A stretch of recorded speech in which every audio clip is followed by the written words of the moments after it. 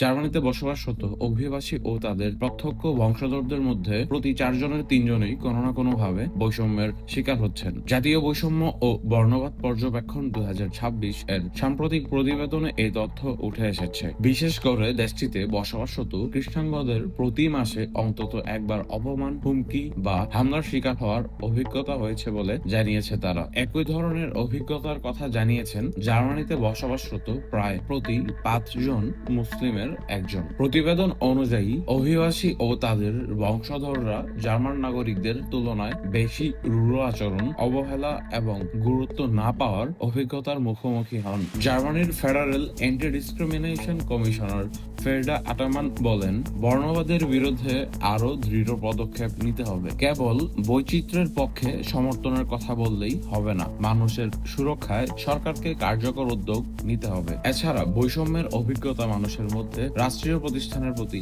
আস্থা কমিয়ে দিচ্ছে। যারা বৈষম্যের শিকার হন তাদের পুলিশের ওপর আস্থা প্রায় 25% ও সরকারের ওপর আস্থা প্রায় 20% কম। প্রতিবেদনে আরো বলা হয়েছে, জার্মানির অনেক মানুষ এখনো মনে করেন কিছু সংস্কৃতি অন্যদের তুলনায় অধিক উন্নত ও ভালো। এমনকি বৈজ্ঞানিকভাবে অস্বীকৃত হলেও অনেকেই এখনো জৈবিক মানবজাতি ধারণায় বিশ্বাস করেন। সব মিলিয়ে দেশটিতে বর্ণবাদী চিন্তাভাবনা এখনো বিদ্যমান ও তা মোকাবেলায় আরো কার্যকর উদ্যোগ প্রয়োজন।